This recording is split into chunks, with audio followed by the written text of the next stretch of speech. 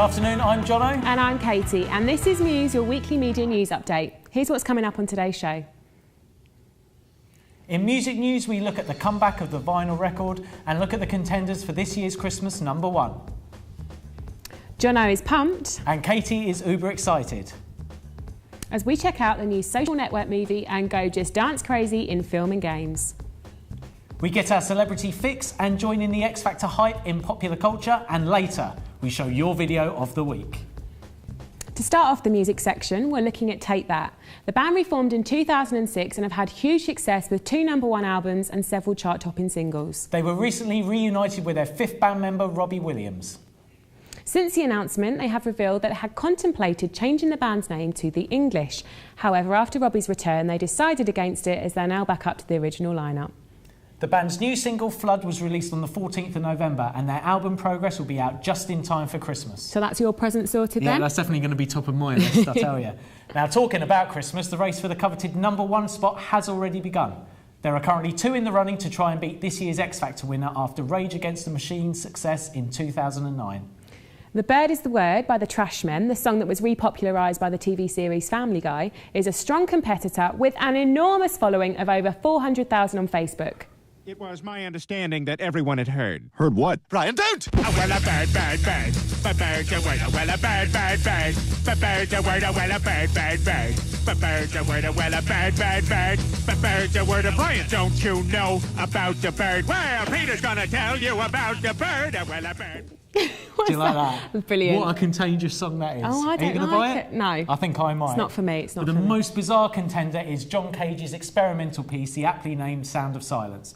The track features 4.5 minutes of nothing and has already established a following of over 40,000 people. That's quite a lot for the Sound of Silence, isn't it? I'm sure Simon Cowell will be thrilled to know that his X Factor winner could be beaten to the post by the Sound of Silence. Fingers crossed. Either way, we'll be excited to see who gets the festive top spot. In other music news, the world-famous R&B singer Beyonce Knowles has caused controversy with the release of her first perfume. The performer, who originally rose to fame in the 3-piece band Destiny's Child, was following in the footsteps of other stars such as Britney Spears and Kylie Minogue with her own seductively named scent, Heat. The ad campaign featuring the star has recently been banned by the Advertising Standards Authority. This is due to complaints from outraged parents who were shocked by the ad's explicit nature and appalled to see the advert during family programming. The campaign has now been restricted to 7:30 onwards. The ASA explained that the restriction was due to prolonged focus on shots of her dress slipping away to partially expose her breasts. Sounds all right to me, though, that. Ooh, now it's time for our music feature, and this week we're looking at the return of the vinyl record. Over the past 4 years, vinyl record sales have been soaring, with musicians now choosing to distribute their music via vinyl. We met up with an alternative indie band, Fetch the Witches, to hear why they have chosen to distribute their music through this method. We've chose to do vinyl rather than just CDs, just as something that people could afford, but something they can keep hold of. More of a collector's piece rather than anything else. A lot of people put incentives, which is what we're doing, where if you buy the vinyl, there'll be a code or a free download. So then you've got the benefit of having the MP3s as well as the collectible vinyl disc. As a band, it's cost us more to release a vinyl because we funded it ourselves. But I think in terms of people buying it, the EP on iTunes is probably about the same. With it being a 7-inch, so it's much bigger than a CD, you'd be able to get more artwork on, more information. It's just something more substantial. It's debatable whether it will take off massively again, but I think it is a good way for bands to connect with the fans and give them something to cherish as like an artefact because of the downturn in the CD sales, really. Looks like the vinyl record is regaining its popularity. Now, in film news, we look at the story behind one of the most popular websites of our time. The Social Network is finally here. The film enjoyed 2 weeks at the top of the US box office charts and was released in the UK on the 15th of October. Facebook founder and CEO Mark Zuckerberg has said to have been attending the showing of the film despite originally stating that he wouldn't due to issues of inaccuracy. In spite of this, the film seems to have struck a chord with fans, as it has already taken around $40 million in the US and $2.4 million here in the UK. Another film due to have success is the next Harry Potter film. With the release date getting ever closer, author J.K. Rowling has teased fans with hints that she could add more novels to the series. In a recent interview with Oprah Winfrey, the 45-year-old mother of three revealed that she could definitely write more books, as the characters are still in her head. However, whether she decides to or not, the attention of onlookers will soon be squarely focused on the Deathly Hallows, when the first part of the finale hits the cinemas on the 19th of November. Staying within the theme of fantasy films, it has been announced that Martin Freeman will be playing Bilbo Baggins in the two-part Lord of the Rings prequel, The Hobbit. After Freeman's success in the 2005 adaptation of The Hitchhiker's Guide to the Galaxy and the BBC's version of Sherlock Holmes, the British actor has now bagged the lead role as the hairy-footed Hobbit. The Hobbit will be joining other major blockbusters in giving viewers the 3D experience.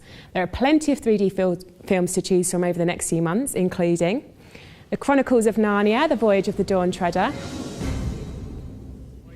Yogi Bear, I smell PB&J. and Tron Legacy. In 2012, you can also expect the return of Titanic and the Star Wars saga to the big screen, all in 3D. Jono, I can see you're already preparing yourself there. I certainly am. What do you think to my new look? Very nice. Shall I stick with it? Yeah, why not? Thank you. Well, it's not all about 3D films. More and more games are now starting to embrace the 3D experience. Scheduled for release in the next couple of months is the Nintendo 3DS. The 3DS is different to other technologies because you don't have to wear these. Nintendo say that several games are currently in development, including Biohazard Revelations, Dead or Alive Dimensions, Metal Gear Solid and Medal of Honor. The latest edition of Medal of Honor franchise has been faced heavy criticism for using the Taliban as one of the teams in the multiplayer mode. The most vocal of complaints were from both the UK and US armed forces, with their issue being that you could play as the Taliban with the aim of killing Allied troops. But just 10 days before its release, EA relented and changed the name Taliban to Opposition Force. However, no other aspect of the game was altered, primarily because it was so close to being released. Speaking of release dates, how long could you wait for a sequel to your favourite game? How about a decade? Well, in 1996, Duke Nukem 3D was a huge hit, and its developer started work on its sequel, Duke Nukem Forever. Well, it certainly took forever, as after 15 years of development, they went bankrupt before the game was even completed. However, Gearbox Software has resurrected the game, and it will be released early next year. Another game that has been long awaited is the Michael Jackson experience for the Wii. It specialises in teaching you how to move like the Prince of Pop himself. The game offers players the opportunity to take centre stage like Michael Jackson and relive some of his most iconic performances. The other dance game for the Wii is Just Dance 2, which was released last week. Katy and I tested it out to see how much the new version really has improved from the original Just Dance. I love playing Just Dance. It was very energetic. Remotes were really easy to play with because you didn't have to press any buttons. They're secured to your wrist. It's just the main problem I had was following the footage, but that's because I have no coordination, so that's not a problem with the game or the controller. I love the choice of music. You had Pussycat Dolls, Blur, that Cotton Eye Joe thing. There's a couple of good tunes in there from Gorillaz and Blur, but as you'd imagine, most of the songs are sort of geared towards girls, I think. The main differences between Just Dance and Just Dance 2 were that in Just Dance 2 you can do duet mode, where you're dancing with someone but doing different moves. Just Dance 1 was more about dancing solo, and Just Dance 2 you could do duet as an option, which was a bit annoying because Jono kept flinging his arm in my face, and then when we had to do a bit where we crossed in front of each other, I couldn't see because his arms were flinging around everywhere. But it was quite funny. It was quite entertaining. The controls are a bit different when you're selecting the songs that you want to play or dance to. It was a bit harder to use on Just Dance 2 than the original one. So there's pros and cons of both. One of the really good features of Just Dance 2 was that you could download music, like the latest tunes for it, so that was really good, and I thought that was a good selling point for it. Katy's dancing. I don't know if you're aware of this, but she is a trained dancer, so I knew I was going to get beaten pretty badly. I think Jono's just got a natural talent for dance, to be honest. I've never seen anything like it. It's like Fred Astaire on drugs. It's amazing. Yes, I would definitely buy the game. Definitely. Very good. Lots of fun. Really enjoyed it. I would give Just Dance 1 and Just Dance 2 2 out of 5. My rating out of 5 for Just Dance 2 would be a 5.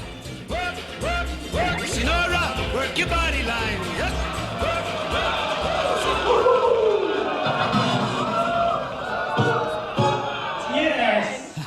Definitely a clear winner there, I think. I think there was a bit of cheating going on, actually. Well, you've either got it or you haven't, Katie, and I certainly have got it. Really? But I'm willing to call it a draw just for argument's sake. Oh, that's good of you, Jono. Thanks very much. Now, to start off the popular culture section of the show, I've got some news that might interest you, Katie. The nation's women were hugely disappointed last week as X Factor's Mark Cardle was declared off the market when his mum stated that the heartthrob doesn't have time for a girlfriend right now. That's a shame, isn't it? I bet you're disappointed. I am. On other news, Louis has been accused of trying to steal Bellamy, claiming that Simon is concentrating too much on boy band One Direction. This week, the talent show said goodbye to another contestant in John Adelaide. The singer claimed that the show is more about the judges bickering rather than the singing and blamed Louis and Simon's feud for his departure. What do you think then, Katie? I have to say, I think I agree with that. Yeah, do you? Well, I think it's more about the judges now. When they walk out onto that stage and the big screens go back, the big music and the close-ups of them. It's all a bit dramatic, isn't it? Simon Cowell's face with his smug grin. It's clearly about them. They're the stars of the show. It's a bit of the Simon and Cheryl show versus Danny and Louis. Now, if you think John shouldn't have gone, who do you think should have left this week?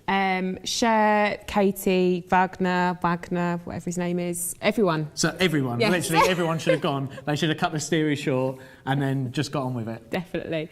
And there's also been plenty going on in the X Factor's rival show, Strictly Come Dancing, this week. The former EastEnders star Cara Toynton revealed she would consider dating her dance partner Artem after the show has finished. She even told Loose Women at a recent interview that she had already introduced the Russian dancer to her parents. I'll tell you what, if Loose Women can manage to get that snippet of information, I mean, they're known for their in-depth interviews and, you know, it's just a great show. I'm going to start taking lunchtimes off to watch that. Now, former MP Anne Widdecombe took to the skies on this week's show as she was strapped to a harness and flown across the stage to do the tango with partner Anton de Beck. It wasn't the most elegant of manoeuvres, as you can see, but she did receive a standing ovation from the crowd and 21 points from the judges. Oh, bless her. Impressive. I say well done, Anne. In other celebrity news, Desperate Housewives star Eva Longoria is being sued for reckless driving after her car hit a stationary vehicle. The star states that it wasn't her fault. However, the man in question is claiming that she turned from the middle lane, crossing the median and nearly hit another driver. Well, here it's easily done. George Michael says it is anyway. Maybe she should get in contact with his lawyer and he can get her off. You're a bad man, Jono. She's probably just doing the makeup like you do in a rearview mirror. Now, Courtney Cox has announced her split from husband David Arquette. The couple first met on the set of Friends and have been together for 11 years. Now, that definitely is a life sentence, that. There are rumours that the Cougar Town lead has fallen for her co-star Brian Van Holt, though she is yet to admit this publicly.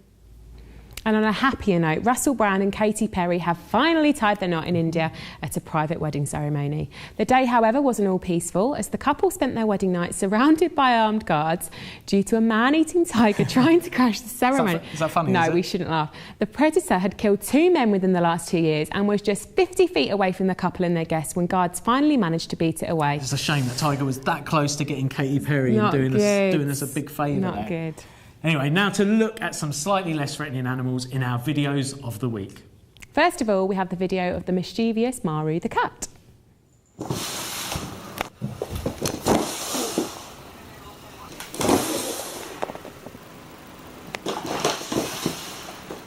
Now that is an impressive cat. I want that cat. Yeah, I was going to say, I'm more of a dog person, but if I was to get a pet cat, that would have to be it. Now, in second place this week, we have a video called The Best Cry Ever. I still love you.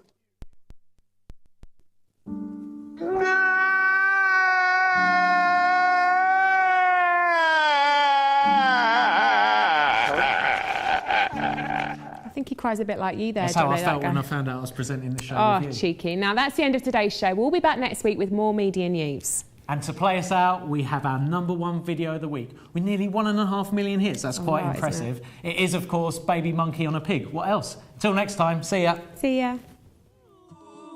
Baby monkey, riding on a pig, baby monkey. Baby